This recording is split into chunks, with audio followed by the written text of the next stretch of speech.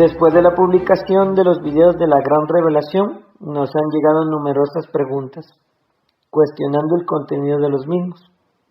Otras personas nos preguntan si esa nueva tierra que comentamos tiene algo que ver con la cúpula que se narra en el video de los ilusos publicados a mediados del año 2013, video que ustedes pueden ver si lo desean en la web de Heliosfera. En el video de los ilusos se narra la historia de Daniel Walter Frey, que tuvo un encuentro con los seres del espacio y el inicio de cúpulas donde convivirían seres del espacio y de la Tierra, un experimento que está llamado a darse en el futuro. No olvidemos que la Biblia ya nos habla de ello cuando en el pasado las hijas de los hombres vivieron con los seres del cielo.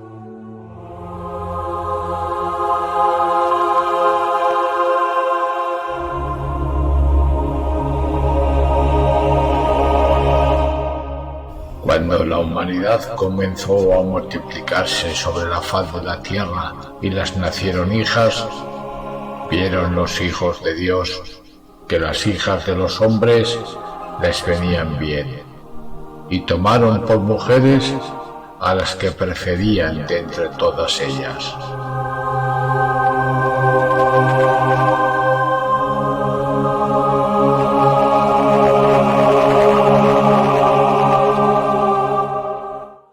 Para dar respuesta a las preguntas que ustedes nos han hecho, hemos considerado hacer un nuevo video que hemos titulado La Gran Revelación, un mundo nuevo. Retrocedemos en el tiempo y veamos algunos fragmentos del video de los ilusos. Les recordamos nuevamente que lo pueden ver en la web Heliosfera.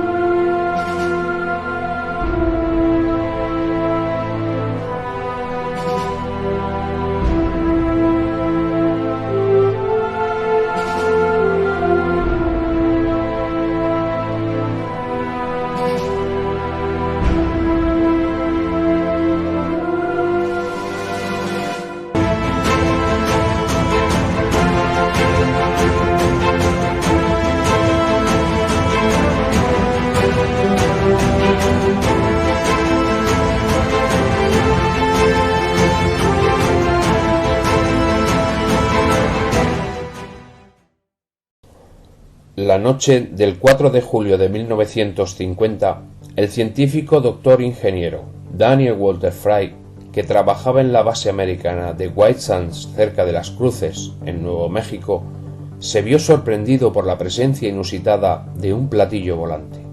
Invitó a Daniel a subir a la nave para salir de viaje. Al ir a tomar asiento en la nave, Daniel vio dibujado en el respaldo el símbolo del árbol y de la serpiente, símbolos próximos a nuestra cultura. Usted está perfectamente en lo cierto cuando señala que el símbolo del árbol y de la serpiente es común en la historia y en las leyendas de su planeta. También es común para nosotros.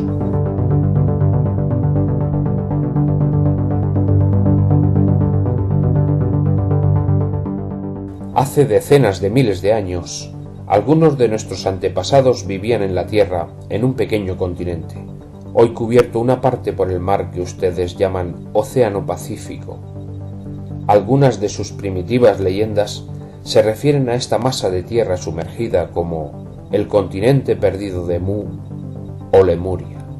Unos pocos supervivientes de aquella catástrofe se instalaron en las altas cumbres del Himalaya, donde depositaron los testimonios del conocimiento de su raza y de su cultura.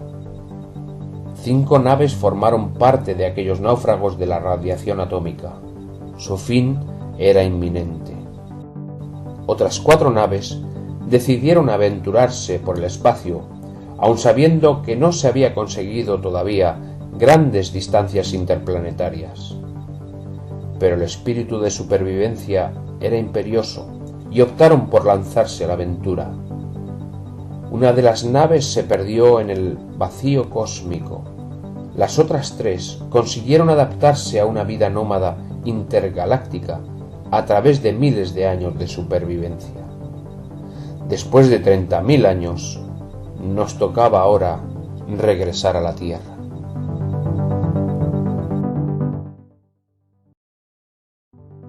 Para algunos de ustedes les resultará un cuento galáctico, para muchos una paranoia vivida por un lunático hombre de avanzada edad. Sin embargo, para otros, será la revelación guiada por los dioses del eterno presente. En un futuro no muy lejano, me llamaré Giovanni Córcega Mateo. Viviré en la Tacita de Plata, en la ciudad de San Salvador de Jujuy, Argentina. Nací el 26 de marzo del año 2050, hijo de Juan y de María Angélica. Estudié hasta el grado terciario y me licencié en ingeniería. Mi esposa es licenciada en matemáticas y ambos dimos clases en la Universidad de San Salvador de Jujuy. Tenemos 2 hijos que actualmente están independizados viviendo con sus respectivas familias. El 19 de febrero, sábado, en la mañana, sin habernos levantado de la cama, Telma me dijo: «Nos esperan en la Loma Vieja. Hay que apresurarse». Yo le contesté: «¿Quién nos espera?». Y ella respondió: «Alan». «¿Y quién es Alan?». Ella volvió a responderme: «No lo sé. Viene del cielo, es alto y delgado, con ojos azules y emana un gran amor. Ha estado toda la noche en mi sueño llamándome. Lo he visto aterrizar en la Loma Vieja y vamos a ir allí para comprobarlo». «Mi nombre es Alan. Soy el primogénito de mi padre, del mismo nombre, que hace más de un siglo contactó con uno de sus científicos llamado Daniel Walter Fry. Somos terrestres, pero nuestra civilización vivió en la Tierra hace 30.000 años. Desde entonces hemos estado en el espacio y ahora retornamos a nuestra casa». El comienzo de nuestro retorno comenzó hace 200 años. Necesitábamos ese tiempo para adaptar nuestro organismo a las condiciones gravitacionales del planeta. Hemos contactado con ustedes con el fin de establecer un plan de convivencia adecuado a nuestros intereses respectivos. Nuestra evolución, además de ser diferente a la del hombre actual, es mucho más evolucionada en los aspectos morales y científicos. Teníamos la necesidad de encontrar seres humanos que se asemejaran a nosotros o bien que persiguieran los mismos fines evolutivos que nosotros. Tomó la palabra otro de los visitantes. Esta fue una mujer llamada Merte que afirmó: «Las condiciones sociológicas de sus naciones son perniciosas para el espíritu. Es difícil de conseguir un estado evolutivo superior si siguen ustedes los actuales patrones de comportamiento». De nuevo Alan habló: «Nuestra intención es vivir con los voluntarios de su grupo que deseen experimentar una forma nueva de orden moral y social. Es por esto que nos hemos presentado ante ustedes a fin de establecer las condiciones adecuadas para dicho experimento. Si nos autorizan, desearíamos permanecer unos días en su casa, con el objetivo de explicar el plan y de ofertarles, tanto a ustedes como a los que deseen de su grupo, el organigrama del plan». Al día siguiente del encuentro, llamamos a los hermanos más próximos con los que nos unía una total confianza. En Tucumán vivía Richard Morrison, responsable de una explotación minera. En Buenos Aires, 2 entrañables amigos, Jaime y Pascual, dedicados a la exploración agrícola, ambos peritos agrónomos.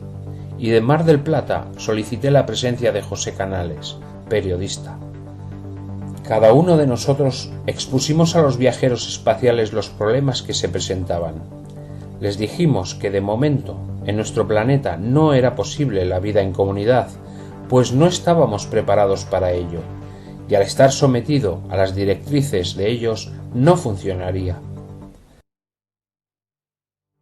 ¿Aceptarían ustedes someterse a un tratamiento hormonal voluntario para ensayar la convivencia con nosotros? Richard, que era el más crítico y rebelde, dijo airado: «¿No pretenderán ustedes regular mi sexualidad y llenarme de hormonas?». Merte le respondió: «En absoluto. Este es el primer ensayo que hacemos en su planeta de mestizaje de nuestra raza. Nuestro objetivo es unir a medio y largo plazo nuestras genéticas para conseguir un ser más evolucionado. Pero de ninguna manera lo haremos sin su consentimiento. Querido amigo, usted, además de ser una excelente persona, Tiene los niveles adrenales muy altos, por la ingestión del dulce y de alguna otra bebida alcohólica. Richard, que estaba en constante alerta, le respondió: ¿Cómo sabe usted lo que yo tomo? Merte respondió mirándole a los ojos: Son sus ojos quienes me lo están diciendo sin dificultad. Richard le respondió: No tengo ninguna dificultad en aceptar su consejo, pero no porque ustedes me lo digan, sino por los miles de años que nos llevan de ventaja y experiencia acumulada. Para mí eso es una garantía. Y aunque no me guste aceptar sus mandatos, pues soy rebelde por naturaleza, soy un enamorado de la ciencia y del conocimiento. Por parte de los hermanos del espacio, se había dispuesto que fueran cerca de 2000 personas, entre hombres, mujeres y niños, los que acudirían a engrosar el colectivo de la comunidad. Se demandaba, por tanto, una extensión de terreno de 10.000 hectáreas, que serían seleccionadas del Parque Nacional de Calilegua. En dicha extensión se encontraba el rancho de Telma, que en principio sería el centro administrativo de la comunidad. Y a partir de esta previsión comenzó a ponerse en marcha la maquinaria científica de los seres del espacio. Reborn y Richard señalaron sobre el mapa 12 puntos equidistantes que dibujaban un círculo perfecto. Después, con la ayuda de un vehículo espacial, se trasladaron al parque y colocaron 12 generadores electromagnéticos en distintos puntos. Reborn entregó a Richard un pequeño mando luminoso diciéndole: «Te dejo a ti que pongas en marcha lo que serán las murallas de nuestra ciudad». Richard pulsó uno de los botones del mando y a los pocos segundos comenzó a percibirse un olor parecido al ozono, pero nada había pasado y nada se había alterado. Richard, encogiéndose de hombros, miró a Reborn en espera de alguna respuesta y éste le contestó: «¿Podrías coger esa piedra?». Richard se dirigió hacia la piedra, pero fue frenado por una pared invisible que se levantaba frente a ellos y que se extendía por toda la superficie del parque de Calilegua. «Reborn», le dijo Richard, «ascendamos a esa montaña para tomar la máxima altura y te daré una agradable sorpresa». En vuestro libro sagrado se contemplaba esta gran ciudad. Los 12 generadores electromagnéticos, que son las 12 puertas, generaban un campo impenetrable. El tono azulado es consecuencia de dichos campos electromagnéticos y nadie ni nada pueden franquearlos. Ni siquiera vuestras bombas nucleares más potentes pueden dañarla. ¡El hijo de puta es tan grande como la luna! ¡Mierda, tienen razón! ¡Seguid en formación! ¿De dónde diablos ha salido? ¡Santo Dios, no os acerquéis más! ¡Larguémonos, larguémonos!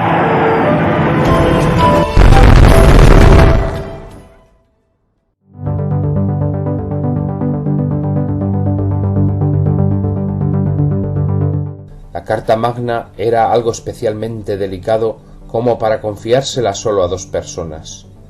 Se requirió la presencia de algunos ilusos de España e Italia de avanzada edad. Gente del grupo de Alan, así como 3 hombres de probada sabiduría, habían trabajado codo a codo con Alan y con José. En el salón no entraba más gente. Éramos unas 72 personas entre terrestres y extraterrestres. Alan y José comenzaron a exponer las normas legales de convivencia para que fueran aceptadas o rechazadas por los presentes. Estas normas eran: la máxima autoridad de la comunidad estará formada por 7 sabios, seres de probada virtud, elegidos por el colectivo, que tengan más de 70 años. Este grupo no dictará las leyes, sino que sólo cuidará de que las normas sigan la senda del espíritu.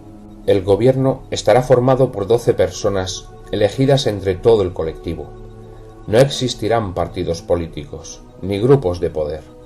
Cada 4 años, por estricto sorteo, serán llamados a formar gobierno el 20% de los moradores adultos de la comunidad. 6 de los designados harán la función de gobierno y los otros 6 de oposición responsable. Las leyes sólo podrán salir adelante con el consentimiento de los 12. La comunidad no podrá, ahora ni nunca, crear ejércitos ofensivos, ni clases pasivas, intermediarios, comisionistas, banqueros o grupos sociales de élite diferenciándolos del resto. La moneda existente serán los créditos. Por cada actividad social que realice el individuo recibirá créditos. Una hora de tiempo será un crédito. Ejercer un oficio o realizar una tarea común se sufragará con créditos. Si una persona almacenara créditos, simplemente tendrá un capital de tiempo para dedicarlo a la cultura, al ocio o simplemente poder entregárselo a otros menos dotados o menos cualificados. El colectivo deberá crear un grupo ocupado de la seguridad y de la defensa de la ciudad, pero con medios y modos científicos, no militares. Cada clan familiar, cada individuo, será responsable de producirse su propio alimento primario, su aseo personal físico y educacional. Nadie podrá delegar el trabajo del huerto. El acto más sagrado de la comunidad será la natalidad. Cada niño nacido será un factor de crecimiento de calidad y no de cantidad. Ninguna pareja podrá tener hijos a voluntad. Primero deberán someterse a los test adecuados, físicos, psicológicos y espirituales para tener el hijo. Si una pareja no es adecuada física o psicológicamente, no podrá tener hijos, a fin de conservar la calidad y continuidad de la especie. Cada anciano dispondrá de su vida y de su muerte. Si un ser llegara a perder el control intelectual de su vida por enfermedad o proceso degenerativo, podrá optar, tanto él como sus allegados, por defecto, a la eutanasia indolora y responsable. La muerte, en todas sus formas, maneras y circunstancias, estará prohibida en el colectivo, salvo en el caso de la eutanasia.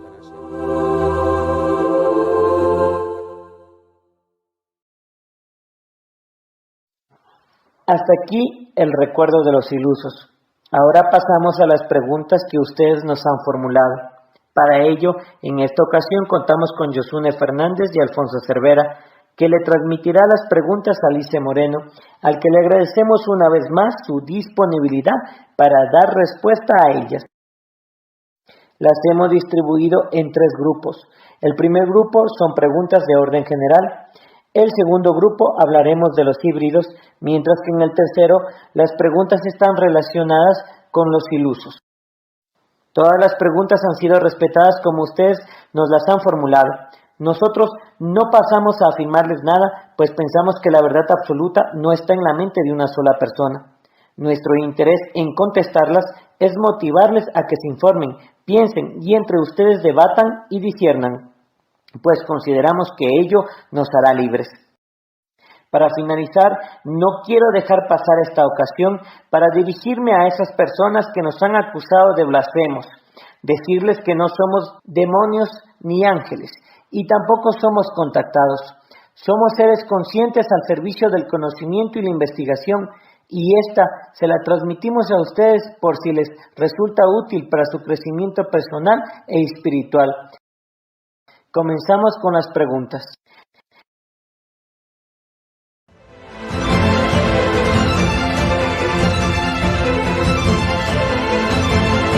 Juan, desde Valencia, nos pregunta: después de leer sus novelas sobre la temática de los hijos del sol, he entendido que se trata de un grupo humano que ha alcanzado un determinado estado de conciencia.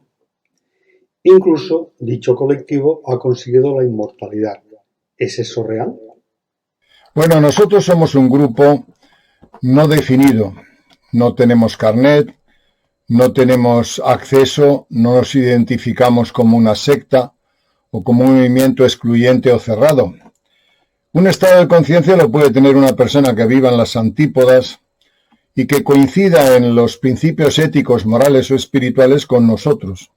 Yo afortunadamente tengo un grupo de amigos extraordinario que de una u otra manera, con las pequeñas peculiaridades, pensamos parecido, sobre todo en los valores fundamentales de la vida. A eso me refiero. Un estado de conciencia es aceptar unos valores éticos, morales o espirituales y sobre todo humanísticos que nos identifica. Nada más. Pero puede ser cualquiera. No somos un grupo definido. Somos personas que pensamos de una manera y nos identificamos por esa vibración de sintonía. La inmortalidad no la hemos conseguido desde el punto de vista físico, pero todos nosotros aceptamos, tenemos la convicción absoluta de que somos inmortales en el sentido de que reencarnamos permanentemente. La reencarnación es una ley universal y nosotros sabemos que lo que estamos haciendo ahora construye nuestra vida pasada y nuestra vida futura. Nuestra vida pasada porque tenemos un karma y por tanto vamos, digamos, puliendo aquellas cosas que no hemos superado para aprender otras en esta vida y perfeccionarlas en la siguiente. Somos reencarnacionistas y aquí no acaba la cosa. Además tenemos la absoluta seguridad de que dejamos este cuerpo, pero la conciencia, según sea nuestra realización espiritual, no se pierde y retornaremos en el aprendizaje de, sobre todo, no cometer errores para, digamos, en el camino de la perfección. Hay un filósofo que dice que para conseguir la siguiente dimensión se necesitan 100.000 vidas. Unas cuantas, ¿eh? Antonio, desde Almería, nos pregunta, ¿por qué se dicen ustedes llamarse hijos del sol? Nos llamamos hijos del sol porque es una forma de definir algo universal. El sol es el símbolo por excelencia que produce o emite una universalidad absoluta. El sol no es sectario, no es religioso, no es grupal, es una conciencia de la luz global. Sin la luz no hay vida. Hijos del sol nos definimos porque consideramos que seguimos una tradición que sobre todo se perfeccionó con el tiempo de Akenatón en Egipto, y ahí se formó lo que se llama la fraternidad solar, de la cual arrancan muchos grupos esotéricos del mundo a lo largo de la historia. Nosotros nos consideramos de ese movimiento. Ese ser, Akenatón, el faraón hereje, instauró un culto al sol, al símbolo universal por excelencia. En ese sentido, somos hijos del sol. Desde San Sebastián pregunta, según sus novelas, sus personajes son iniciados en el esoterismo, la astrología y otras disciplinas. Al parecer, son personas de un alto nivel intelectual. Pero ¿no cree usted que es una contradicción que con esta preparación se vayan todos al campo? ¿Por qué? Afortunadamente tengo un grupo de amigos extraordinario que a lo largo de la vida se ha pulido en las experiencias de errores, de aciertos, de emociones, de sentimientos, y ya al final de nuestra vida hemos conseguido una serie de valores importantes. Utilizamos la astrología, tengo amigos astrólogos excelentes que entienden que todo tiene una causa, todo tiene un porqué, y somos receptivos, intentamos entender la inteligencia suprema que utiliza la astrología como una ciencia de precisión. Todo está escrito, todo está marcado. Quizá la sabiduría sea conseguir descifrar, bien por física cuántica, bien por numerología o bien por astrología, cuáles son los arcanos divinos, cuál es el conocimiento supremo. En ese sentido, tengo el privilegio de contar con una serie de personas que efectivamente son astrólogos o saben de astrología y entienden la vida como algo fundamental.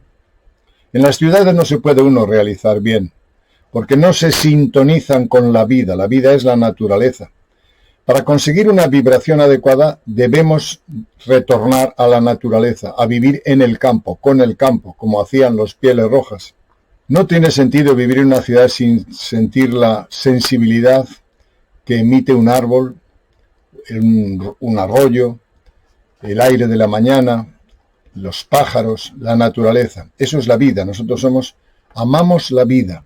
No amamos a un señor con una túnica, con ojos azules y con pelo rubio. No, amamos la vida. Y para estar en la vida y sentir la vida hay que vivir en la naturaleza, porque hay un abanico mayor de posibilidades de sintonizarnos con todas las esencias de la vida, con todas las formas de la vida, incluso con la noche, con el día, con otros aspectos. En la ciudad, no. En la ciudad la vida está programada por unos arquetipos culturales en el 100% equivocados. Digo el 100%. En la ciudad se ha perdido la libertad, se ha perdido la conexión con la naturaleza. Por eso, una persona que es consciente, que está iniciado en los misterios, que sabe astrología por narices, como digo yo, tiene que vivir en sintonía con la vida, y la vida se expresa mejor en la naturaleza.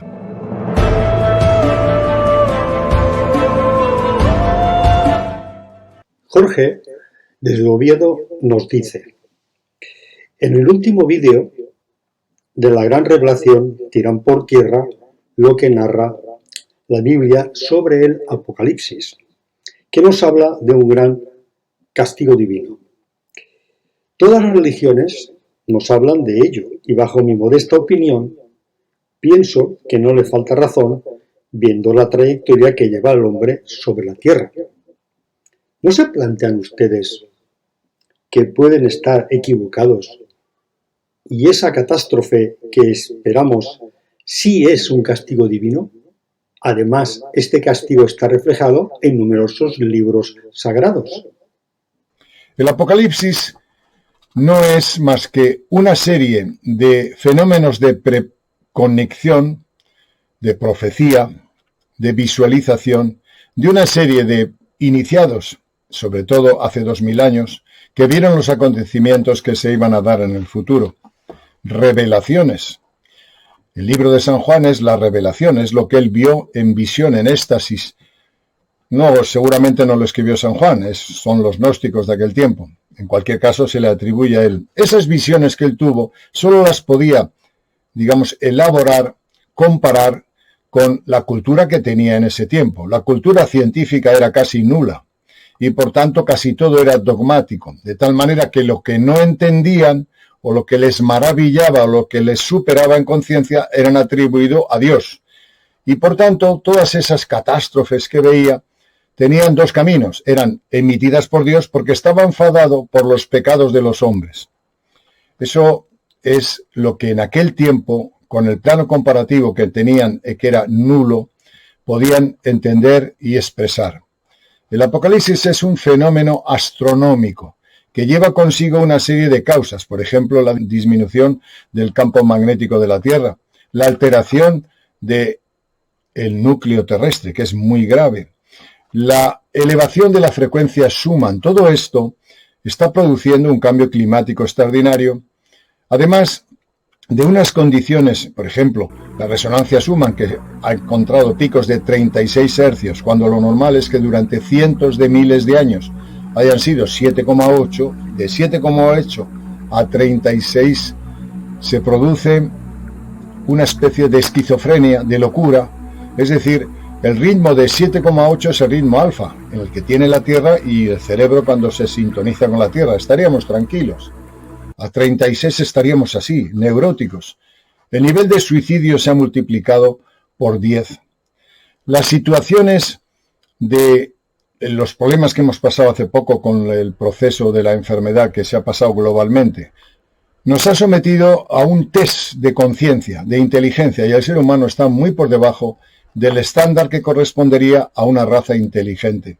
Seguramente lo que está preparándose es un cambio geológico. Para nosotros, desde que nos alineamos, no al 100%, pero con un grado de aproximación fuerte, en el 2012 con el Centro Galáctico, se han sucedido una serie de fenómenos astronómicos, geológicos y electromagnéticos que probablemente desemboquen en una gran catástrofe geológica, magnética, geográfica, pero no por castigo divino, porque el Dios no se, o por lo menos el Dios que yo concibo, no se dedica a castigar por pecados y esas cosas. Por tanto, en aquel tiempo, lo único que podían, asociar lo que no entendían con Dios. Ahora, afortunadamente, la ciencia ha progresado y se están produciendo una serie de fenómenos, unas anomalías electromagnéticas, gravitatorias y geológicas, tengan como desenlace una gran catástrofe. Fernando, desde Huesca, nos pregunta: cuando una persona, ya sea hombre o mujer, siente que ha sido raptada, ¿eso puede ser real o un mentalismo? Si usted cree que es real, ¿puede decirnos algún caso de relevancia?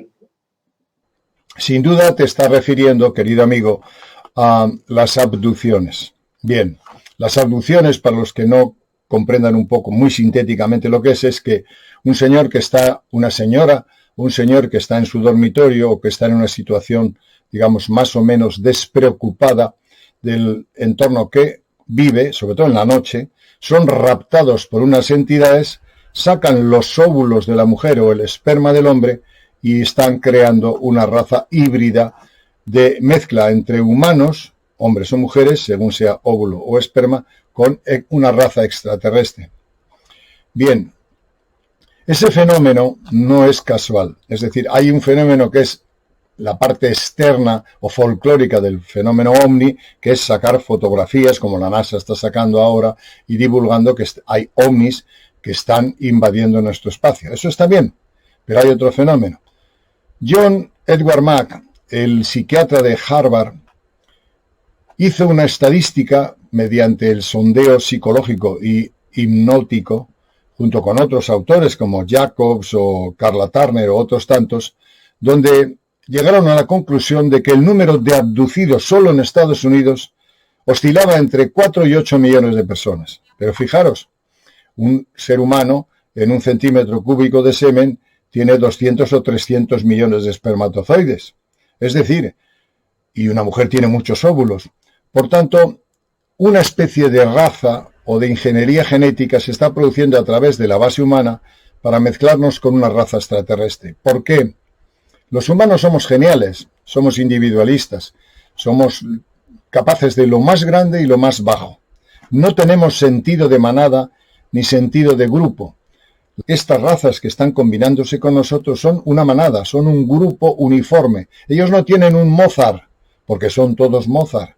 Ellos no tienen un Leonardo da Vinci, porque son todos Leonardo da Vinci. No, en su vida es una situación homogénea, plana. Nosotros tenemos picos de heroísmos, de subidas y bajadas, ellos no. Y por tanto nos falta el espíritu de solidaridad, de manada, de vocación como grupo. Lo que se está produciendo es una ingeniería genética y el número de abducidos son millones. Por tanto, los hijos nacidos de esas abducciones, sobre todo desde los años 40, pueden ser muchos millones de seres. Ha habido varias preguntas sobre el retorno de Cristo. ¿Qué sentido tiene ahora el retorno de Cristo? ¿Y cuál sería su función? ¿En qué nos puede influir?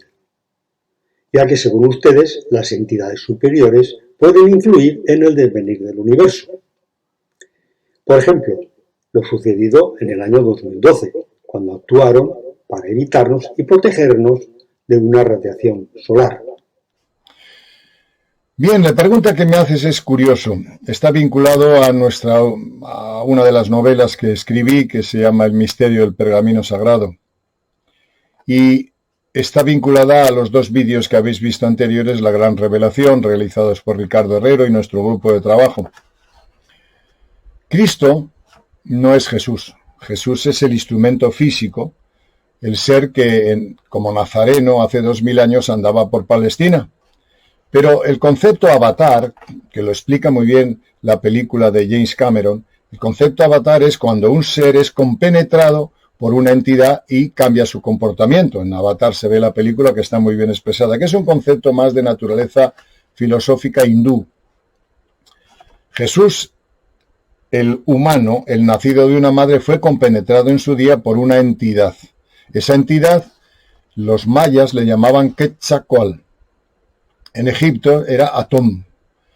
En Sumeria era Anu. Y en Escandinavia era Odín. Ese ser, que es un biólogo estelar, un ser de altísimo nivel, junto con otros 8, que es la Enéada, de la cual hemos hecho otros vídeos, compenetró en su momento al Cristo. Él, como Quetzalcóatl, el Cristo, compenetró a Jesús y se formó el Jesucristo, el avatar. Este ser prometió volver de acuerdo a un calendario astronómico y en el 2012, primero en el 87 con unas alineaciones planetarias que se llamaban la convergencia armónica y que contó muy bien y expresó muy bien en el factor maya el doctor Argüelles, contó cómo 5000 años antes ya estaba escrito un calendario por el cual cíclicamente los dioses venían a sembrar la vida en la tierra, a recoger su simiente, a preparar al hombre, a educarle. Y esos dioses mayas, que son 9, su máximo exponente, Anu o Atom de Egipto, es Quetzalcóatl. Quetzalcóatl es el Cristo que compenetró a Jesús. Y efectivamente, con el último papa, Ratzinger, que estaba escrito en las profecías de San Malaquías, se cumplió el retorno de los dioses. ¿Dónde? ¿Cuándo? En el 2011 sobre todo. Vino en el 87, 2011 y 2012.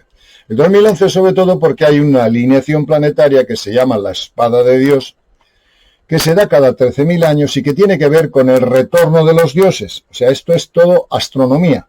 Y en ese ciclo, en ese momento retornó Quetzalcóatl, retornó Rama, retornó Ra, retornó Quetzalcóatl, retornó Isis. Esos seres vinieron en una experiencia que ya hemos contado que tuvimos hace 20 y tantos años.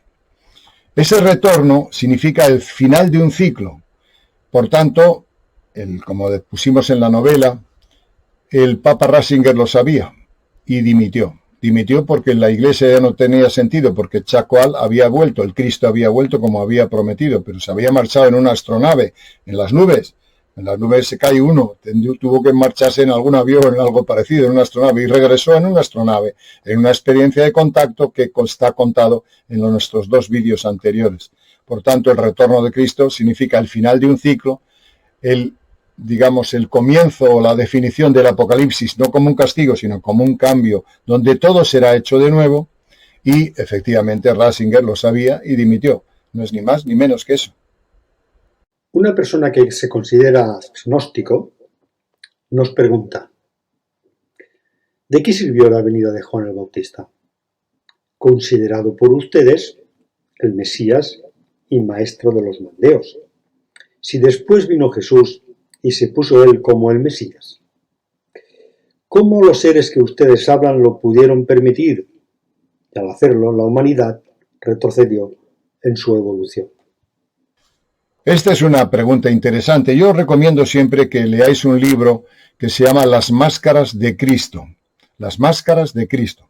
Es sencillo, es de Lime Pickett y otro compañero que tiene escribiendo. Es magistral. Y cuenta la verdadera historia de Juan, de los mandeos y de Jesús. Juan el Bautista era mandeo. Hay que saber lo que son los mandeos, sería muy largo hablar de ello. Y Jesús pertenecía al grupo de Juan el Bautista.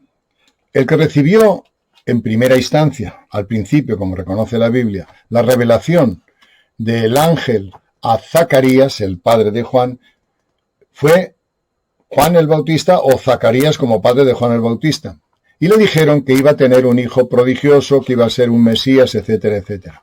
Toda esa historia fue copiada después por los seguidores de Jesucristo y atribuyeron el mesianismo a Jesús, cuando el mesianismo era de Juan. Pero Juan era sobre todo mandeo, y los mandeos son pacifistas, no podían matar. Se le propuso a Juan muchas veces liderar un movimiento de liberación lógico de los romanos, porque los judíos estaban dominados o invadidos por los romanos, pero Juan no podía combatir o luchar. Y al final, Herodes, por miedo a que liderara un movimiento de rebeldía, ya es un poco largo de explicar, tenéis que ver nuestros vídeos, lo cortó la cabeza. Pero fijaros lo que es la maestría. Emerge Jesucristo cuando Juan muere. Y hay una cosa que dice a sus discípulos: ¿qué habéis ido a ver en el desierto? ¿Una caña movida por el viento? Yo os digo que Juan es el Elías que iba a venir. Juan el Bautista es la reencarnación de Elías, o sea, Elías fue luego Juan el Bautista. Elías tenía un discípulo que era Eliseo, y Eliseo fue la reencarnación de Jesús. Y vienen siempre juntos.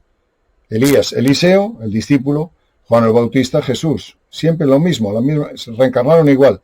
El maestro era Juan y Jesús era el discípulo. Y Jesús le dice a los suyos: yo os digo que este es el Elías que había de venir. Y ningún hombre nacido de madre es superior a Juan. Es decir, la maestría de Juan está dicha por el propio Jesucristo cuando dice: ningún hombre nacido de madre es superior a Juan. Él nació de madre, Jesús nació de madre. Cuando Juan muere, Jesucristo toma el protagonismo y intenta o busca la forma de liberar al pueblo judío del yugo romano, que me parece un patriota, pero traicionó los mandatos mandeos, donde no se puede liderar ningún movimiento de armas. De hecho, en el año 37 los mandeos fueron expulsados porque eran incómodos, porque eran pacifistas y un judío invadido no podía aceptar el pacifismo porque tenía que liberarse. Ese movimiento de liberación fue liderado en primera instancia por Jesucristo porque pretendía el trono de Israel y por eso fue juzgado y condenado. Por tanto, ¿hizo bien o mal Jesucristo? No, porque Jesucristo es la expresión de Piscis, la era de Piscis, ese es el arquetipo, fue programado para expresar las contradicciones, la grandeza y la debilidad de Piscis. Por eso en los arquetipos esotéricos se dice, en la era de Aries, que es la anterior, Moisés era ojo por ojo, diente por diente. Pero en la de Jesucristo, que es Piscis, si él es el arquetipo, dice, si os dan en un carrillo, poner otro. Claro, Moisés diría, qué hombre más débil. Y Jesucristo diría, este Moisés es un bruto. Es un arquetipo, y él expresó la figura de Piscis, pero Juan no fue el arquetipo de Piscis. Juan era el maestro de Jesús, y por tanto, el servidor del conocimiento. Antes de liderar ningún movimiento de liberación, aceptó la muerte. Jesús quería ser el rey de Israel y prometió un reino, y por eso le condenaron. ¿Hizo bien o mal? No es que hiciera bien o mal, es que los cristianos atribuyeron todo el mesianismo de Juan a Jesús. ¿Por qué lo digo? Pues hombre, si leen ustedes la línea teológica, por ejemplo, en España tenemos un historiador y un catedrático neotestamentario que se llama Piñero, que es magistral, y en sus libros dice lo mismo que muchos teólogos, entre ellos el propio Ratzinger, sabía que el mesianismo era de Juan el Bautista y Jesús era el que le siguió. Pero el mismo Jesús atribuye la maestría a Juan cuando dice ningún hombre nacido de madre es superior a Juan. Juana, a través del correo electrónico desde Uruguay, pregunta: ¿por qué estas entidades que actúan en los sistemas planetarios permiten tanto sufrimiento en la Tierra? ¿De qué sirve el conocimiento cuando existe tanto sufrimiento e injusticia? Vamos a ver, este es un tema muy delicado. Se nos ha preguntado muchas veces por qué estos extraterrestres no vienen y nos mueven un poco la neurona y nos cambian. Ya lo están haciendo. Están haciendo una raza híbrida a través del mestizaje entre los genes humanos y los genes de otras razas que tienen como modelo la vibración. Son seres no muy emocionales, no son apasionados, no son geniales, no son asesinos al máximo, son seres equilibrados que evolucionan en grupo. Nosotros nos falta eso, nos falta el espíritu de grupo. Somos geniales, individualistas, orgullosos, violentos, esencialmente amorosos. Tenemos una mezcolanza genial, pero caótica, y nos vamos a autoaniquilar. Para evitar eso, estos seres, digamos que están ya haciendo un programa, es mezclar a los humanos con una raza extraterrestre. Yo me acuerdo de un contactado italiano que se llama Eugenio Siragusa, que expresa que el número de los nuevos elementos genéticos, él habla ya de eso, habla de una nueva raza que serían cerca de 8 millones, curiosamente se acerca al número que John Edward Marsh, el catedrático de psiquiatría de Harvard, dice. Esos seres ya están en marcha, ya están poniendo los medios y los modos de que en un marco distinto, ético, moral, sociológico y humanístico, esos híbridos encarnen, vivan, bueno, están aquí ya, están separados de la humanidad, pero tienen que integrarse poco a poco. No nos pueden permitir, o no nos pueden obligar, más que permitir, no nos pueden obligar a ser buenos. La bondad se adquiere mediante la experiencia. Es un ejemplo muy vulgar, pero vamos a ver. Yo le puedo decir a mi hijo por qué le quiero. Imaginaros que en vez de ser yo es un extraterrestre que ha creado su raza, un biólogo estelar. Y le dice, mediante el envío de profetas, de encarnaciones de ellos mismos que vienen a la Tierra a ayudar, y le dice, oiga, no meta usted los dedos en el enchufe porque le va a dar un calambrazo. Y se lo dice 100 veces. Pero la persona decide que no le da la gana escuchar y un día mete los dedos en el enchufe y le da un calambrazo. El ser humano aprende por experiencia. La siguiente ya no mete los dedos. Y diría, ya me lo dijo mi padre o ya me lo dijo mi maestro, pero yo no quise hacer caso. La experiencia, la conciencia, se realiza mediante experimentación. Yo experimento lo bueno y lo malo y voy ganando conciencia. Ya no hacemos, sabemos que la droga hace daño y no todos nos drogamos, algunos.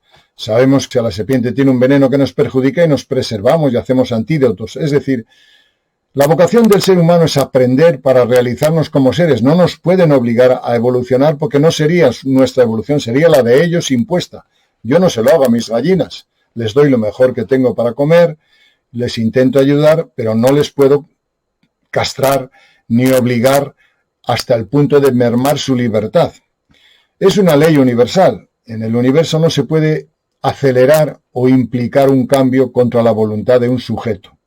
Somos nosotros los que tenemos que experimentar día a día y ganar en cada reencarnación una conciencia mayor, hasta que llegue un momento que no habrá guerras, que no nos mataremos, que la enfermedad sea erradicada, pero tenemos que hacerlo nosotros. Ellos nos ayudan siempre, pero no directamente coaccionando nuestra libertad. Desde Argentina nos dicen, a Máximo Camargo le anuncian una gran catástrofe en el 2012 y sin embargo estas entidades nos evitan de una irradiación solar. ¿Acaso estas entidades eran diferentes a las que visitaron a Camargo? ¿Qué sentido tiene esta contradicción? ¿No cree usted que están jugando con nosotros?